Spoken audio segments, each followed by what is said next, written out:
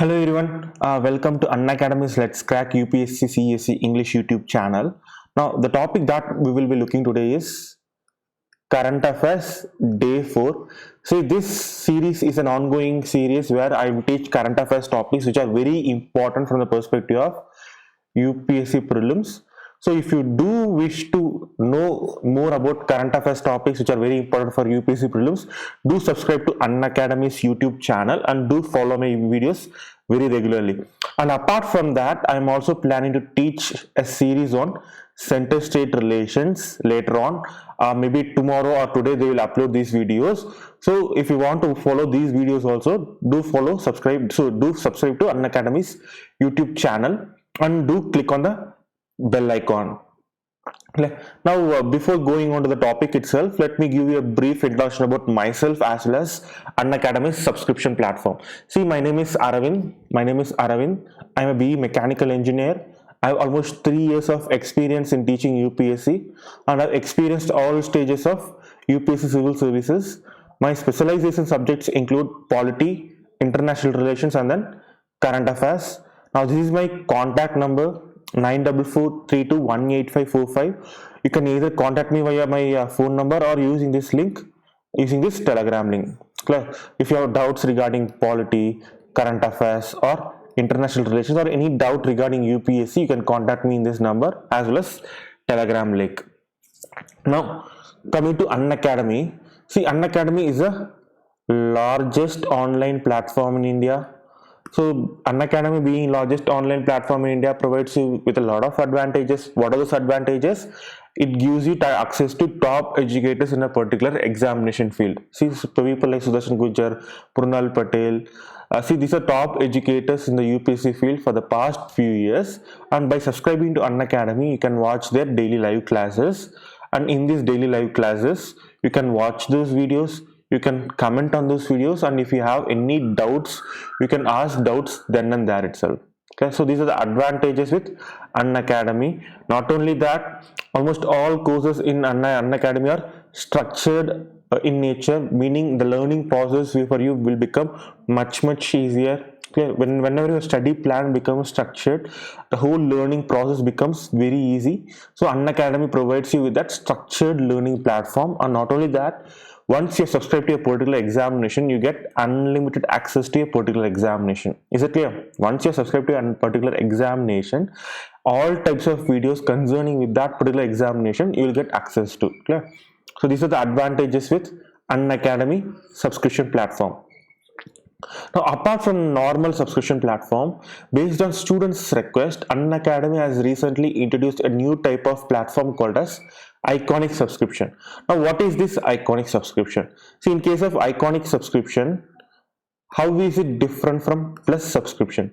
See, in case of Plus, it's all about teaching. What is the meaning of what do educators do in teaching? Educators, based on their experience as well as knowledge, they would have gained a lot of information regarding UPSC, right? So in teaching, they will share their knowledge with you. They get to teach their knowledge to you in a very lucid manner. But in case of Iconic subscription, for an examination like UPSC, where you get to prepare for almost 1 to 2 years, where the preparation process is very laborious as well as time consuming, and there is a lot of probability that there will be in some areas where your preparation might go wrong. Now, for all this process, you require a experienced guidance. Clear?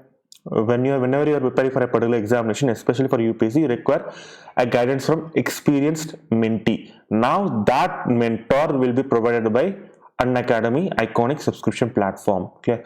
In case of Iconic subscription platform, what will Unacademy do? They will assign you with a personal trainer. That personal mentor will guide you through all stages of UPSC preparation. He will solve you with all your doubts, all these things, and he will assist you with all your problems. Okay, so that's what Unacademy will do in Iconic subscription platform. Now, if you wish to subscribe to Unacademy's Iconic platform, on the subscription page, you will be provided with two options. One is for Plus, another one is for Iconic. Now, if you want to subscribe to Iconic platform, just click on the Iconic button and then click on the button continue with Iconic. After that, you will be subscribed to Iconic. Now, the amount charged by Iconic platform will be little bit higher compared to Plus platform. Clear? Now see here, this is the main advantage with Unacademy. See, Unacademy charges you with one of the lowest charges anywhere seen in India. Not only that, on top of that, if you're using my code AravindV, you get 10% offer as well. Clear? You get 10% offer as well. So for example, if you're subscribing to 12 months, you'll be paying around 36,000 here. So if you're using my code AravindV, you will get 3,600 rupees as offer. So instead of paying 36,000, you'll be paying around 32,400. So don't forget to use my code AravindV if you are subscribing to any plan of Unacademy's platform. Is it clear? Now that's promotion done with. Let's move on to the class itself. Now this is the agenda for today's class. These are the topics that we'll be discussing in today's class. The first topic is National Population Register. In National Population Register, we will discuss important issues like what is the genesis of National Population Register, what is the statutory genesis of National Population Register, and we will discuss why it is required and what are the concerns regarding National Population Register, and lastly we will look at what is the difference between NPR and NRC. Is that clear? This is very important from UPSC prelims as well as mains perspective, because NRC is an ongoing issue. So lastly we will look at the difference between National Population Register as well as National Register of Citizens. Now next one is Jammu and Kashmir Public Safety Act. See, Jammu and Kashmir Public Safety Act is a part of preventive detention law. So in this topic we will look at what is preventive detention law and what is the difference between preventive detention law of other states and Jammu and Kashmir, and what are the concerns with preventive detention law. So these are the topics that we will be looking in this Jammu and Kashmir Public Safety Act. And next one we will look at certificates of origin. In this topic we will look at what is the concept of certificate of origin, what are the recent changes that has been introduced in certificates of origin. All these things we will look into that. Next topic is Astra missile, and the fifth topic of today is Darknet, and lastly we will look at Rajaji National Park. Now if you look at my topics that I have chosen daily, all topics that I'll be choosing in each individual class will be of very diverse topics. So one topic I'll choose from economics, one topic I'll choose from polity. So the topics that I'll be choosing in a particular class will be very diverse in nature, so that there won't be any sort of repetition in my class. If I'm teaching only polity topics, I feel that the class will be kind of monotonous. So to avoid that, all topics that I'll be choosing in a particular class will be very diverse. And lastly, in every class I will talk about one national park. Clear? Top question regarding national park will be asked in every prelims. Clear? At least one or two questions will be asked regarding national parks in every UPSC prelims. So knowing something about national parks is very, very essential for UPSC prelims. Is that clear, everyone? Now let's move on to the topic of today. First one is National Population Register. See, now why this particular topic was chosen, because see, National Population Register updation exercise will be undertaken alongside census of 2021. See, census 2021 is about to be undertaken. Along with census of 2021, we are also planning to undertake another drive called as National Population Register. Is it clear, everyone? Along with census of 2021, we are also planning to take National Population Registry. Clear?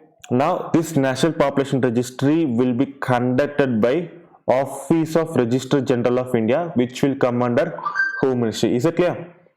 Who will conduct NPR? It will be conducted by Office of Registrar General of India, which is under Home Ministry. Now one important exception is that only Assam will not be included, given the recently completed National Register of Citizens. Since Assam has already both NPR as well as NRC, there is no need to conduct NPR for Assam. So Assam will be included in the process of conducting NPR during 2021. Now who will be included in the National Population Register? This is very important, right? Only then you can understand what is National Population Register. Who will be included under National Population Register? See, National Population Register is usually a list of usual residents of the country. Is it clear, everyone? National Population Register is a list of usual residents of a particular country. Now what is this term usual residence. What is the meaning of this term?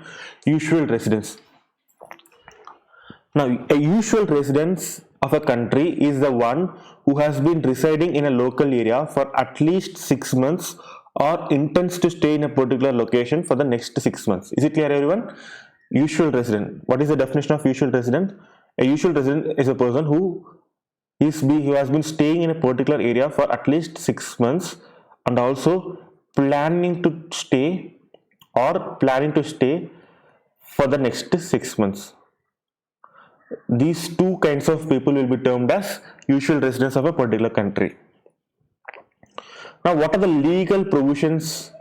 What is the legal genesis of National Population Register? See, the National Population Register is being prepared under the provisions of Citizenship Act of 1955 and Citizenship Registration of Citizens as well as issuance of National Identity Cards Rule 2003. So, based on these two legislation, NPR is being conducted. So, what is the legal genesis of NPR? One, Citizenship Act of 1955. Next one is Citizenship Registration of Citizens as well as issuance of National Identity Card Amendment Act of 2003. So, based on these two acts, NPR drive is being carried out in census of 2021. Now, it is mandatory for every usual resident of India to register with NPR. Is it clear, everyone? It is mandatory for every resident of India to register with National Population Registry. Yes. Now, what is the history of NPR? In which years it was first conducted, and after that, how many years we will be conducting, and what is the type of data that is being collected in NPR? We will look in background. Clear? See, the data for NPR for the first time was collected in the year of 2010 along with house listing phase of census of 2011. Similarly, how we are planning to conduct NPR along with census of 2021. Back in the day, NPR was collected for the first time in 2010 along with census of 2011. In 2015, this data was further updated by conducting a door-to-door survey. After collecting the data in 2011, this data was updated after door-to-door collection in 2015. However, with the use of Aadhaar as a key vehicle for transfer of government benefits in the last few years, the NPR has taken a backseat. Okay. What is the purpose of having NPR? To identify which residents are staying in India. However, with Aadhaar, we can easily identify which people are staying in India and which people intend to get government benefits from Government of India. Okay. So, with the rise of Aadhaar, NPR has currently taken a backseat. Is it clear, everyone? Now, what is the scope of NPR drive that is being conducted in 2021? What is the scope of this drive? What are the details that will be asked in this drive? In which areas it is planned to cover? All these things we will look in scope. See, the NPR exercise is conducted at local, sub-district, district, state as well as national levels. Clear? It will conduct in 5 levels. One is local, sub-district, district, state as well as national level. NPR will collect both demographic data as well as biometric data. Biometric data will be updated through Aadhaar details. See, previously, NPR collected only demographic data. But NPR collected only demographic data. But after 2021, NPR is planning to collect both demographic data as well as biometric data. Now, how will they obtain this biometric data? They will obtain this biometric data from Aadhaar. Is it clear, everyone? So that's what they have mentioned here. In 2010 exercise, Registrar General of India has collected only demographic details. In 2012, the data has been further updated with mobile, Aadhaar as well as ration card numbers of residents. In 2020 exercise, it has dropped the ration card number but added other categories. In 2012, they have updated already existing NPR with other details such as Aadhaar details, mobile number details and ration card details. Now in 2021, ration card detail has been dropped. Instead of that, they are asking other details like voter identity card, all these things they are asking. Is it clear, everyone? Now if you have any doubts so far, just ask in the comment section. I'll try to answer those doubts. See, what are the advantages with proposed National Population Registry? First, National Population Registry will streamline the data of residents across various platforms. See, in India, identity of persons is scattered across various identification cards like voter identity card, Aadhaar card, driving license. All these identities have all these different identity cards serves the same purpose, identification of a particular individual. But by issuance of national, by collecting national population registry, we are linking this particular person to all his identity cards, right? We are linking him with voter identity card, Aadhaar card, as well as driving license. So we are streamlining the whole process of identification. Clear? For instance, it is common to find different date of birth of a person on different government documents. NPR will help to eliminate that. Clear? One of the common problems with different identification set of parameters is that in voter identity card one will have different date of birth, in Aadhaar card one will have different date of birth, here he will have a different address. But by having a single NPR, by updating NPR, he will update all the other documents. So that's how this NPR is trying to streamline all the identification documents. Also, it will help the government to formulate its policies better and also aid national security. Okay. Now let's look at the first one. How it will help government to formulate its policies better. See, NPR is collecting demographic details. What is the meaning of demographic details? In demographic details, government will collect data such as age, sex, what is their income status, all these things they will collect. So if we want to target a particular scheme, for example, government is formulating a welfare scheme for women. Welfare scheme for women who are below poverty line. So if we are collecting demographic data under NPR, we can identify in which regions women under below poverty line are residing the most. Yeah. For example, they will find that in Chhattisgarh as well as Jharkhand, women below poverty line reside more. So we have to target this particular scheme in this particular two states. Yeah. So that's how it will help government to formulate its policies better. And also, if we can easily identify which people are staying currently in India, it will aid in national security. Yeah, it will aid in national security for the issuance of passports, for the issuance of identity cards, and we can easily identify which people is not included in NPR, and we can easily identify who are all the illegal residents of India, and we can easily deport them. Okay, so these are the two main advantages with NPR. One, it can help formulate policies better for the government, and it can also aid the process of national security. And also it will help to make my previous point better. It will help target government beneficiaries in a better way and also further cut down paperwork as well as red tape in a similar manner that Aadhaar has done. Okay. So what has Aadhaar has done in previous scenario? What will happen if a government scheme has to reach a particular individual? Government has formulated a government scheme. This government scheme has to go through state government, then to district government, district administration, from district administration to taluka. After that it will go to panchayat. After that only it will reach an individual. But after the introduction of Aadhaar, what happened? Government scheme, they can directly bypass all the other levels and they can directly give the money to a particular individual. Is it clear? So what did Aadhaar do? One, it cut down a lot of intermediaries, and also it cut a lot of red tape. So if money is going to a lot of individual levels, it will obviously take time, right? So Aadhaar card not only cut red tape, it also saved a lot of time for giving out government services. Now, similar to what Aadhaar has done, NPR has also the potential to cut both red tape as well as time consumed for formulating government schemes. And also it will help in implementation of the idea called as one identity card, which has been recently floated by the government. See, recently government has been floating the idea of one identity card. Now what is this one identity card? By having this one identity card, person can vote, person can access benefit under using under Aadhaar, person also can get use it as a driving license. So instead of having all these different identity cards, a person can have only one identity card which can be used for number of different purposes. Is it clear?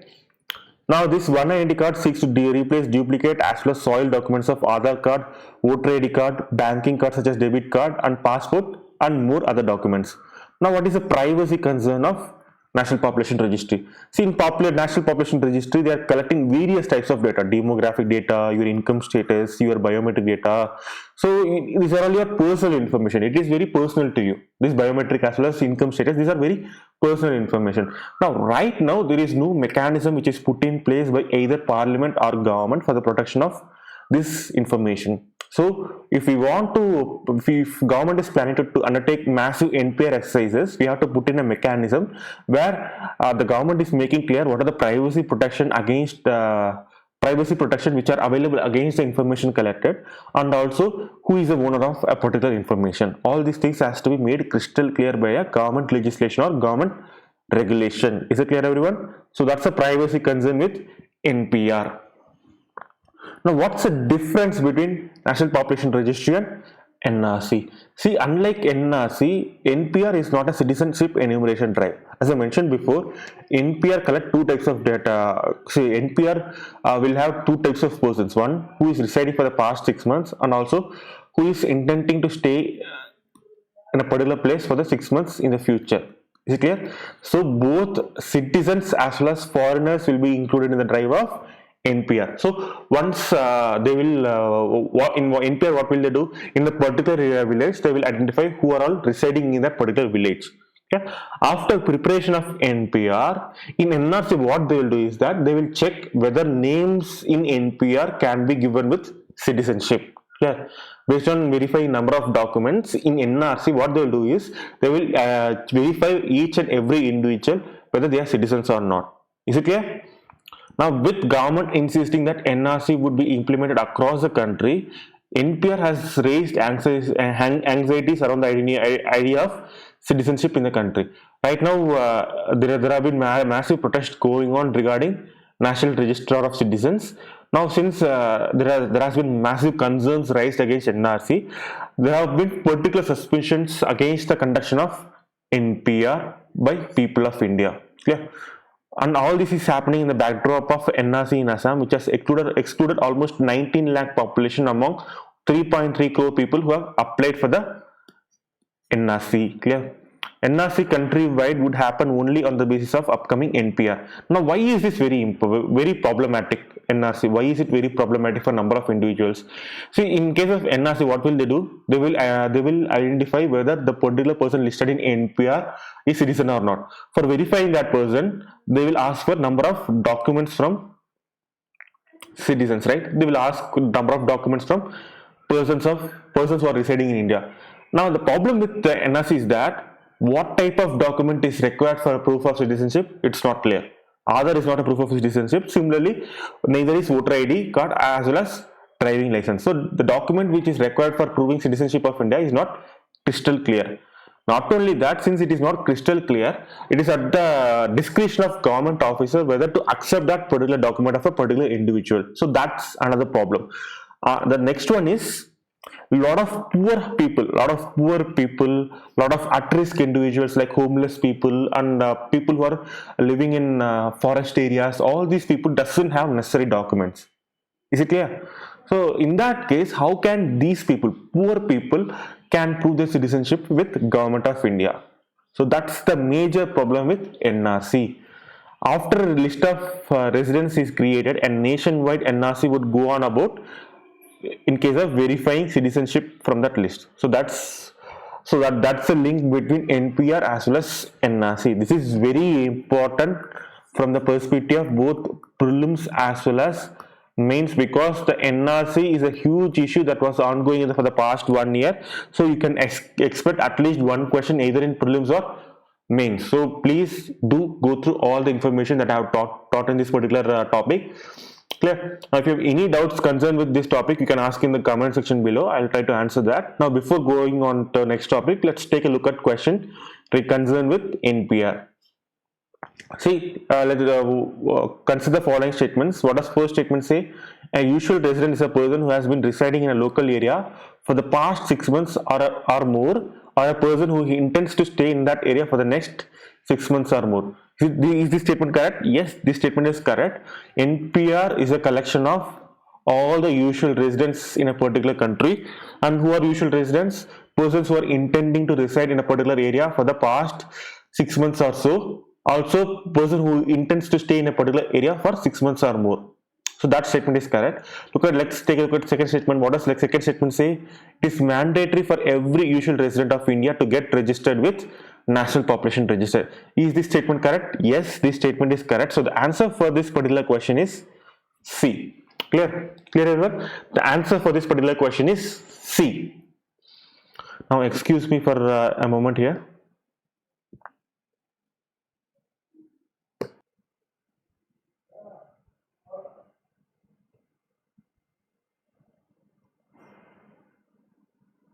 Now let's move on to the next topic of today.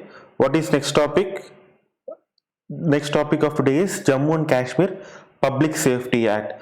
Now in this topic is concerned with a particular important topic in Indian polity called as preventive detention law. Now why this topic was chosen? Because after Jammu and Kashmir was divided into two union territories, number of Kashmiri leaders such as Omar Abdullah have been put under preventive detention under Public Safety Act. So there is a possibility that UPSC might ask question from Public Safety Act. So we have to look in depth about what is this Public Safety Act and what are the provisions regarding preventive detention law under Constitution of India. See here, preventive detention law. Now under this preventive detention law, Jammu and Kashmir Public Safety Act 1978, a person is taken into custody to prevent him or her from acting in any manner that is prejudicial to the security of the state or maintenance of public order. Clear? So under preventive detention law, what is the preventive detention law in Jammu and Kashmir? Public Safety Act. Under Public Safety Act, a person can be detained, clear, for two reasons. One is if he acts to prevent him from acting in any manner which is prejudicial to national security and for maintenance of public order. So these are the two grounds based on which a person can be detained under Public Safety Act. Is it clear everyone? Now what is the period of detention? The period of detention is up to 2 years. So a person can be detained up to 2 years. And what is the enforcement? Who enforces this particular act? It can be enforced. Detention order is issued either passed by divisional commissioner or the district magistrate. So these are the two people who can issue a detention order under Public Safety Act. Now how can this particular detention can be challenged? The challenging of detention can be done only via order which is filed through habeas corpus petition filed by relatives of a detained person. So in case of arresting under a normal act, what is the protection available for that person? That arrested person has to be produced in court within 24 hours. But in case of a detainee, that detainee has only legal remorse when it with respect to only filing of habeas corpus by his relatives or close friends in a particular court.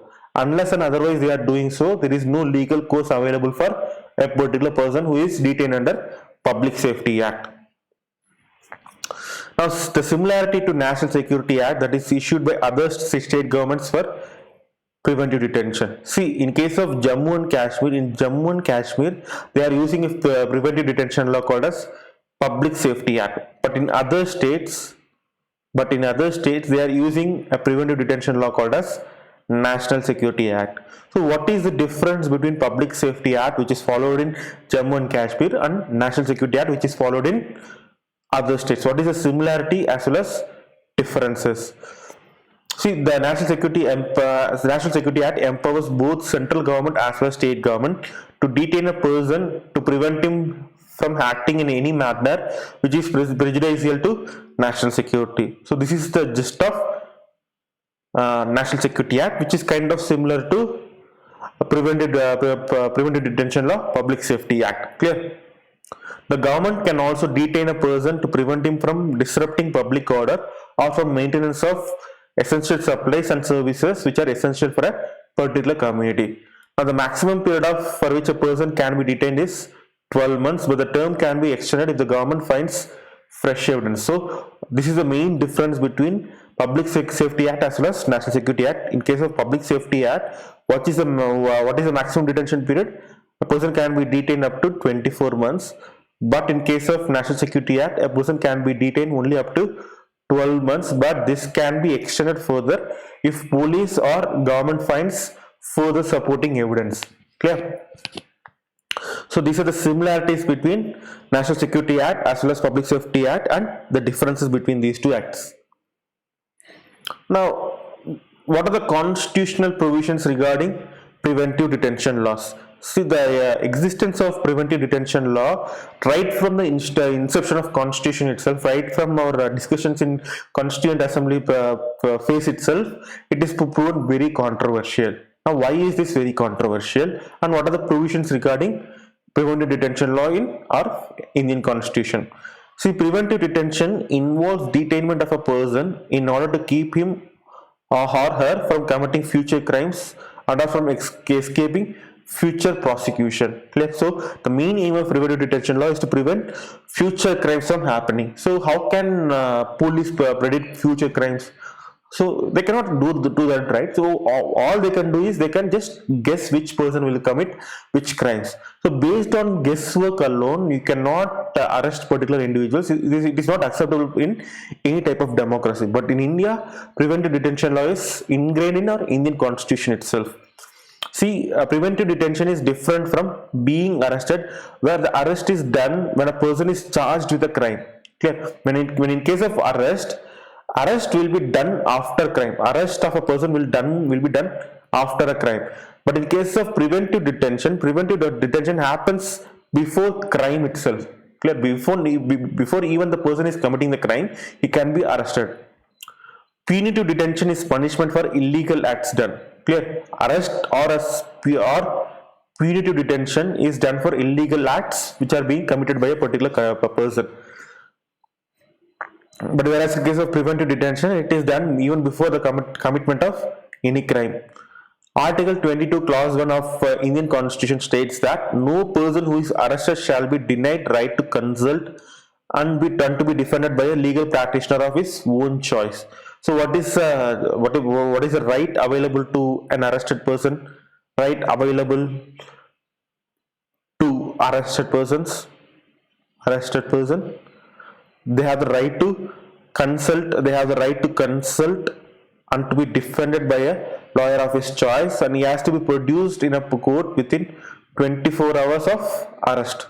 Is it clear? So whereas in case of preventive detention laws, the detained person does not have the right to move a bail application before a criminal court and cannot engage any lawyer to represent him or before the detaining authority. Okay, so he won't have right to consult right as well, and he doesn't have the right to consult any practitioner of his choice as well. So these two rights which are given for normal arrested person is not available to preventive detainees. Is it clear, everyone? And also when a person is arrested or based on FIR, he has to be produced before magistrate within the next 24 hours. However, in the case of preventive detention law, a person can be detained for a maximum of 3 months. Clear? When a person is arrested, he should be produced within 24 hours. But in case of preventive detention law, he can be detained for a maximum of 3 months. Only after these 3 months, he will be produced before a magistrate. Also, Article 22 clause 2 states that every person arrested and detained shall be produced before the nearest magistrate within 24 hours, excluding the time necessary for journey from the place of arrest to the court, and no such person shall be detained beyond this period without the authority of magistrate. But in case of Article 22 clause 3b, it allows for a preventive detention on restriction on personal liberty for reasons of state security as well as public order. Clear?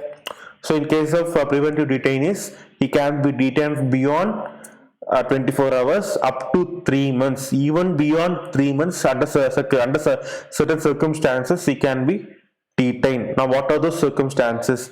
Article 22 clause 4 states that no law providing for preventive detention shall authorize for detention of a person for a longer period than 3 months unless an advisory board represents sufficient cause for extended detention.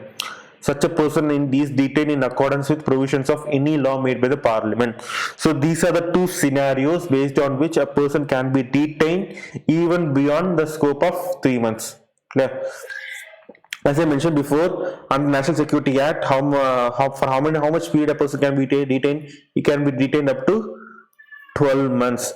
Now, if he's been detained for 12 months, within 3 months of detention, he has to produce before a particular judicial magistrate. But if either an advisory board or if a person is detained in accordance with provision of any law under the parliament which prescribes for increased detention period, he can be detained for more months beyond the period of 3 months. So that's what they are trying to imply here. Now let's move on to the next last part of today's topic. What are the controversies surrounding with detention laws? See, no democratic in the world has made preventive detention law an integral part of Indian constitution, such has been done in India. Clear? No democratic country in the world has included provisions integral to Indian constitution, such as preventive detention law. Now that's very problematic because when a person can be detained arbitrarily by either central government or state government, what will happen?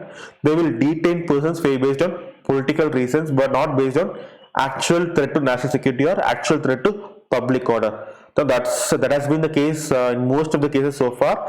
In most of the cases, persons who are being detained by government of India, either by central government or state government, they are being detained for only political reasons. Only in rarest cases, a person will be detained based on national security as well as public order. So it is very problematic because it violates right to fundamental freedom of speech as well as expression. Clear? The next one is the government sometimes uses such law in extrajudicial power. Also, there remains a fear of arbitrary detentions. As I mentioned before, if such power is given to either central government or state government, most of the arrests that they will do will be based on political reasons, not based on actual threat to national security or actual threat to public order. So that's the controversy with preventive detention laws. Now let's take a look at regarding preventive detention law, which are mentioned in the Constitution of India. See, according to Article 22 of Indian Constitution, the Parliament is authorized to prescribe the circumstances in which a person can be detained for more than 3 months without obtaining the opinion of an advisory board.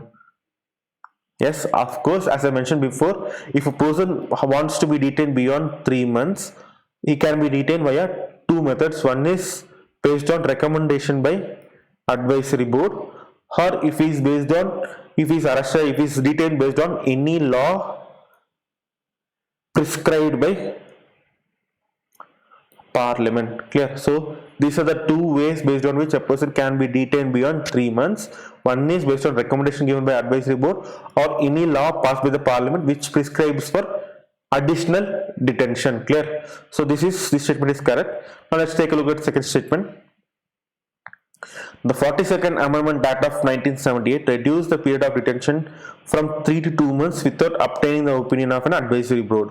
This is wrong because the Amendment Act which done this provision was 44th Amendment Act, not 42nd. But even in this case of reducement of preventive detention from 3 to 2 months, this provision was never implemented in practice. Even though this Amendment Act was passed, this provision is never implemented in practice. So the answer for this particular question is A. A one only. Okay. Now excuse me for a moment here.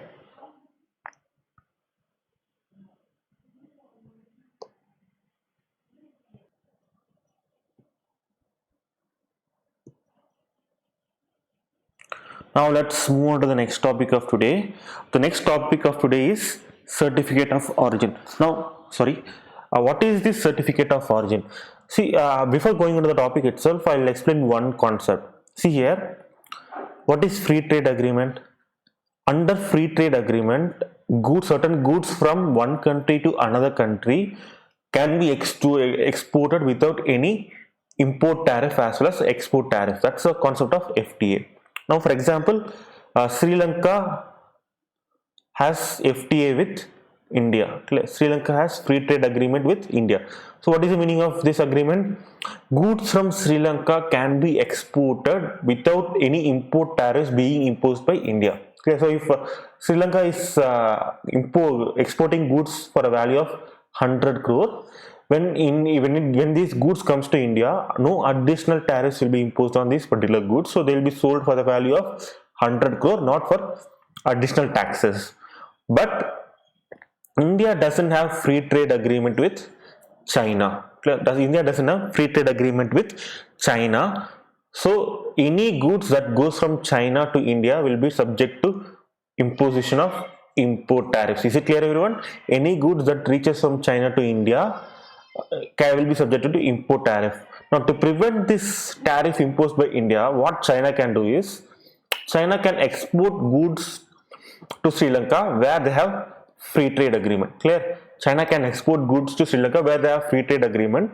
From Sri Lanka, they can export these goods to India so that they are escaping this tariff imposed by India. So this is called as round tripping of trade.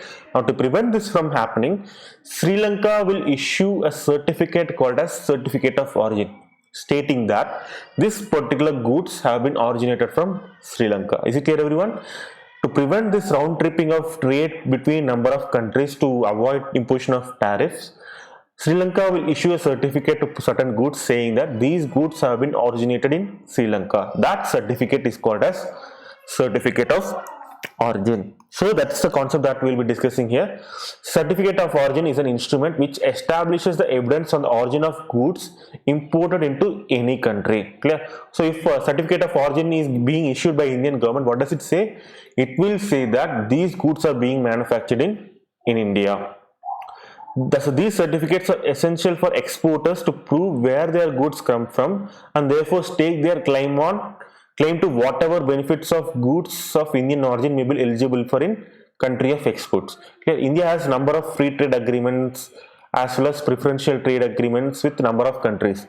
Now, what is the purpose of this? So that the tariffs for these goods from India will be reduced. Now, to claim benefits from these agreements between other countries and India, we have to show certificate of origin which is obtained by exporters. Clear? Now, what are the recent changes which has been introduced for certificates of origin issued by Ministry of Commerce and Industry? Now, those changes include, recently the Ministry of Commerce and Industry launched a common digital platform for the issuance of electronic certificates of origin. So right now we have been issuing a certificate of origin based on paper records. Clear? So right now the issuance of certificate of origin is completely moved on to electronic issuance of these certificates. Clear? The platform will act as a single access point for all exporters, all free trade agreements, preferential trade agreements and all other concerned agencies. Clear? Now, the platform also provides for administrative access to Department of Commerce for preparation on monitoring purposes. Now, in previous scenario, what happened is that certificate of origin for free trade agreement was issued by one authority. Certificate of origin for preferential trade agreement was issued by one authority. So, when certificate of origin is issued by number of agencies, what will happen? Monitoring of all exports going out of India is very difficult. What type of exports are being conducted under FTA? What types of exports are being conducted under PTA? Monitoring of all these exports is very difficult. So by clubbing all these different agencies into one electronic platform, monitoring as well as getting access data regarding exports from India is very easy. And also importantly, authorities of partner countries will also now be able to verify the authenticity of different certificates from the website itself. Okay. Now, if you are issuing these certificates electronically, so there will be an electronic proof that exists with the Indian government. Now, if that electronic proof is updated in the Indian website, now if these Indian websites are being accessible to other partner countries, they can easily cross verify those certificate of origins. Okay. Let me explain this point very clear. See, a person A, he is an exporter of horticulture to countries like Sweden. Clear? With Sweden, we have preferential trade agreement. Clear? Now, to claim benefits under preferential trade agreement in Sweden, this person has to show certificate of origin. Is it clear? Now, what is the certificate of origin? It's a paper record claiming that this person has certificate of origin. Now, if electronic records of India is being accessible to Sweden, this certificate of origin by shown by person A can be easily cross-verified in Indian records. Clear? So that's the main advantage with electronic issuance of certificate of origin. Now let's compare the new process with existing process. See, the current process of paper records requires the exporter to visit the agency almost 3 times for each certificate. Clear? He has to visit an agency for each agency 3 times for issuance of each certificate, which is very time consuming, and there is a lot of red tape in this whole process. Clear? And also the issuance process is electronic, paperless and transparent. But in case of new platform, the issuance is electronic, paperless as well as transparent. In case of existing process, the real-time tracking is not possible as data is fragmented across various agencies. But in case of electronic issuance, the real-time tracking of FTA utilization at the product as well as country level can be tracked. Now, in case of existing process, physical certificates of origin are currently issued by concerned authorities manually, but in case of new platform, electronic certificate of origin is issued automatically. Now, in case of existing process, electronic exchange of certificate of origin is not possible. As I mentioned before, one of the main advantages with an electronic certificate of origin is cross verification by partner countries. It is not possible with the existing process, but in case of new platform, cross verification of certificate of origin with India is very possible. Now, the current process takes more time and it is very costly.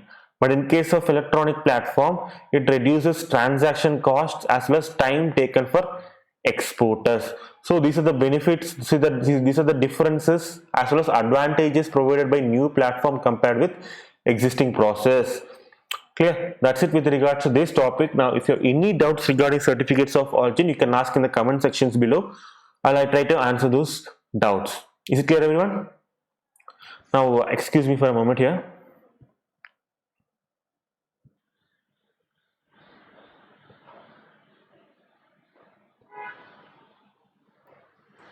Now let's move on to the next topic of today. Next topic of today concerns with Astra missile. Clear? Astra missile. Now in this topic we will look at what type of missile is Astra missile, and then we will look at what is the unique technology that is being employed in Astra missile. See, Astra missile is the first indigenously developed air-to-air missile that was successfully flight tested off the coast of Odisha. Now what is the meaning of air-to-air missile? The meaning of this particular word is that this missile is has the capability of launched from air to target air-based targets. So it is launched by aircraft to target another aircraft. That's the meaning of air-to-air missile. But what is the meaning of surface-to-air missile? These missiles are launched from ground to targets which are in the air. That's the meaning of surface-to-air missile. What is the meaning of surface-to-air missile? Sorry, air-to-surface missile. Missiles which are launched from air to targets which are present in ground level. That's the meaning of air to surface. It's the meaning of air to surface. This is surface to air. This is air to air. Clear? Did you understand the difference between air to air, surface to air, and air to surface? Clear? Now this Astra missile is being developed indigenously by Defense Research and Developmental Organization. Clear? This is developed by DRDO. It works on a technology called as Beyond Visual Range Air-to-Air Missile. See, these aircrafts, especially modern fighter jets, they fly at a speed of Mach 2 or Mach 3, sometimes even Mach 3.5. Since they are flying at such a high speed, most number of enemy aircraft that they will be encountering will be beyond visual range. That is, it will not be visible from cockpit of pilots. So to target aircrafts which are beyond visual range, Astra missile will be very useful because they are using a technology called as Beyond Visual Range air-to-air missile. Now this technology enables the fighter pilots to shoot precisely at the enemy targets which are beyond their visual range. Also, Astra is extremely effective in a multi-target scenario and therefore has been described as the most potent weapon system of IAF's combat aircrafts. Clear? So these are the particulars regarding, these are the information regarding Astra missile. What are those information? One, it is an air-to-air missile. What is the next one? It is developed by DRDO.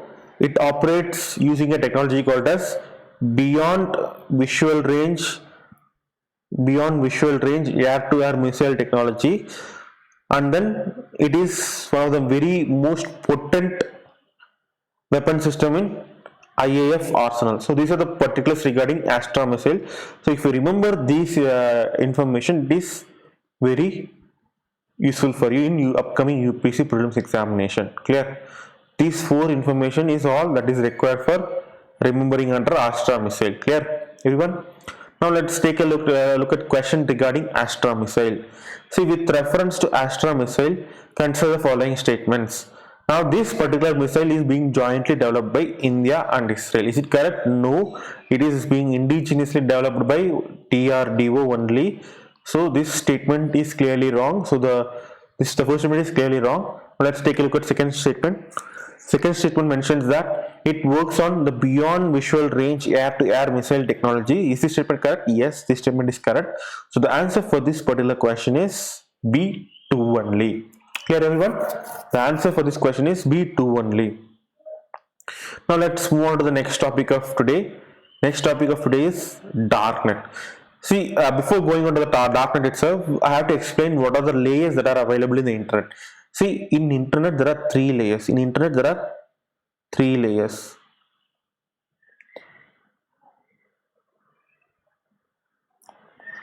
One is called as public layer. The first layer is called as public layer.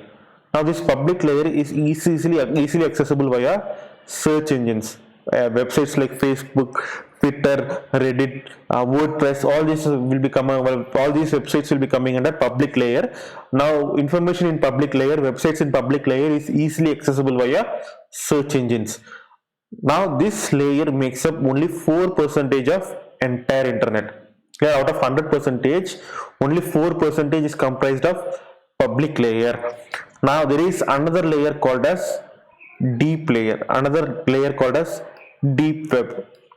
Now this deep web is a network where data is stored which are inaccessible to databases, such as they are not accessed through traditional search engines like Google.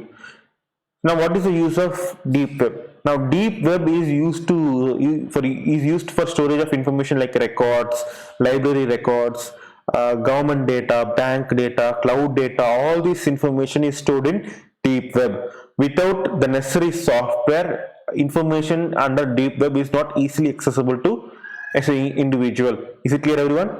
Now the data that is given in kept in deep web is very sensitive and private, such as government private data, bank data, cloud data. So it is kept out of reach from common public. Okay. I'll give you one common example of deep web. See, there is a concept called as cloud storage. What is the meaning of cloud storage? Individual can store their documents in this cloud storage.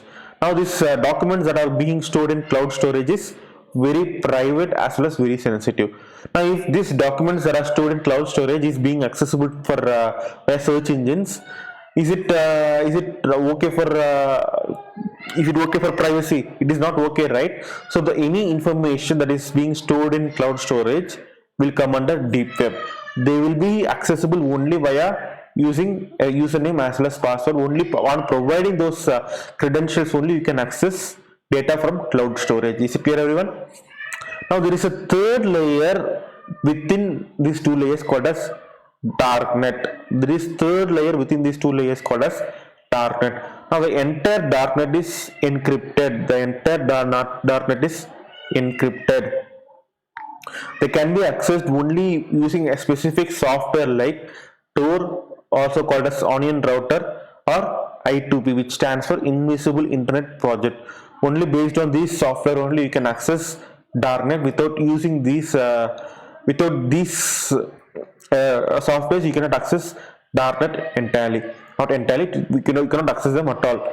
Anything present on the dark web will not be pulled up in internet searches, thereby offering a high degree of anonymity. Any data that is mentioned in darknet will not be pulled by search engines, so it provides a lot of anonymity to users concerned. Clear? Now what are the concerns over darknet? See, darknet I have mentioned before, it is very anonymous. Accessing information from darknet is very difficult. Now, regarding darknet, in February of 2016, a study called as Cryptopolitics and Darknet was conducted. Based on that researchers analyzed over 2,723 websites. So, based on the analysis of these much websites, they have identified that almost 57% of sites that are hosted in darknet is illegal. Over 57% of websites that are being hosted in darknet is illegal. Those are sites which include sites for drugs, pornography, hacking, among others. Illegal activities are being included in darknet. There are also reports of login details of streaming sites such as Netflix being sold on dark web for very cheap rates. Clear? The network is also being used by several activists, especially those living under oppressive regimes, to communicate without any government censorship. See, government also cannot easily monitor data coming out of darknet. So, a lot of activists who are residing in countries like Saudi Arabia, China, they are using darknet so that they can communicate very freely to other countries' journalists, so that they can avoid government censorship. Now, the Tor network was widely used by activists during Arab Spring. During Arab Spring, Tor network was actively used by number of activists so that they can avoid government censorship. Clear, everyone? Now, what are the provisions regarding? What are the safety provisions regarding darknet and India? The Information Technology Act deals with cybercrime and comes under Ministry of Electronics and Information Technology. There are only 6 sections in the law which deal with cybercrime. Well, what is the law that deals with cybercrime in India? Information Technology Act. But there are only 6 sections under this particular act which deals with cyber security as well as cybercrime. Now, cybercrime has become one of the most pressing topics in today's world, and cybercrime has evolved into number of branches. So, only 6 sections which is defined under IT Act is not sufficient to deal with cyber crimes. Clear? Now, with changing times, India needs a code of criminal procedure which deals with cybercrime only, that would come under Ministry of Home Affairs, which deals with policing issues. See, police comes under which ministry? Ministry of Home Affairs. But in case of cybercrimes comes under Ministry of Ministry of Electronics and Information Technology. Now, what they are trying to suggest is that we have to move the principle of cybercrime from Ministry of Electronics and Information Technology to Ministry of Home Affairs, and we have to establish a separate CRPC for dealing with cyber crimes. Clear? Also, there is a need for police to be trained with changing cyber trends, who are dedicated towards only investigation of cyber crimes. For the past few years in the world, the number of instances where cyber crimes are being committed has been increasing manifold, and number of our police infrastructure is not equipped to deal with cyber crimes, not only from technological perspective but also from manpower perspective. A lot of police officers are not being trained for the inner workings of cyber world. Okay? So to prevent that from happening, we should provide additional training for police officers regarding cyber crimes. Not only that, we have to establish certain police stations which deal exclusively with cyber crimes. So these are the recommendations that is required for improvement of solving cyber crimes in India. Is it clear, everyone? Now that's it with regards to this particular topic. If you have any doubts regarding this topic, you can ask in the comment sections down below. Not only this topic, you can ask doubts from any current affairs topics or polity topics. See, now this is the last topic of today. Now the last topic of today that we will be discussing is Rajaji National Park. Now in Rajaji National Park or any national park that we will be discussing in future classes, 3 information is very important. What are those 3 informations? One is regarding the location of a particular national park. Location of a particular national park is very important for whenever you're studying a national park. The next one is vegetation in a particular national park. Clear? What type of vegetation are we following in a particular national park? This is also very important. The last one is unique flora as well as fauna in a particular national park. This is also very important. What is the unique flora as well as fauna residing in a particular national park? This is also very important. So if you can remember these 3 information regarding a national park, That's it. All the questions that will be asked in UPSC prelims revolve around these three information. So when it comes to Rajaji National Park, what is the location of Rajaji National Park? It is located near Haridwar. Where is Haridwar? It is in Uttarakhand. Clear? Along the foothills of Sivalik range, and it spans around 820 square kilometers. See here in the map, it is mentioned here. Here is Rajaji National Park, here is Kedarnath National Park, it is Jim Corbett National Park, this is Nanda Devi National Park, and this is Valley of Flowers National Park. Now, spatial location of Rajaji National Park is also very important because there are certain instances where UPSC will ask which national park is northernmost, which national park is southernmost.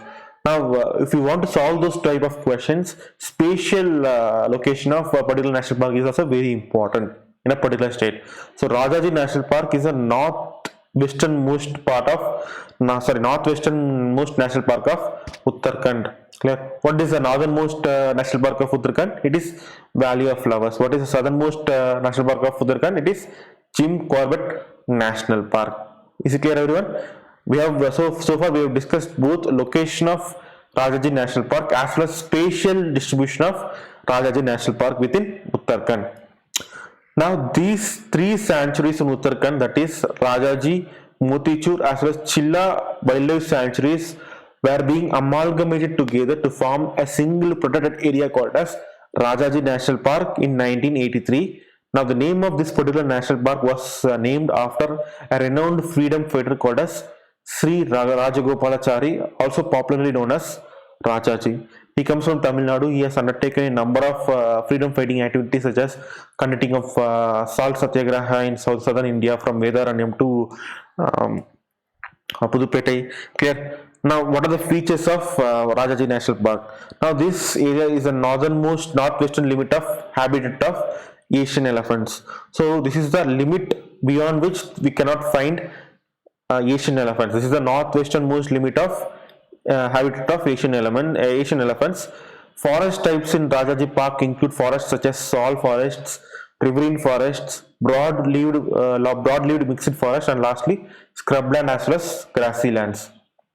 It possesses as many as 23 species of mammals, 315 bird species such as elephants, tigers, leopards, deers, as well as gorals, etc.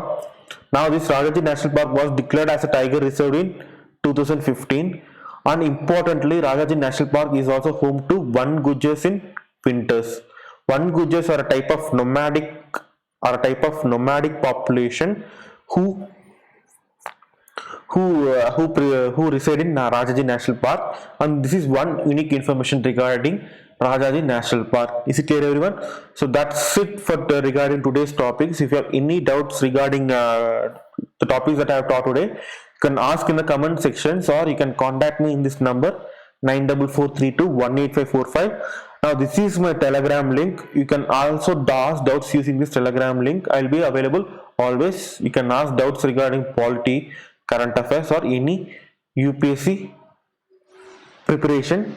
And also don't forget to use my code AravindV if you are planning to subscribe to Unacademy, so that you get 10% discount. And also don't forget to subscribe to Unacademy's YouTube channel. So that's it, gentlemen. Have a wonderful day, and see you in next class. Thank you.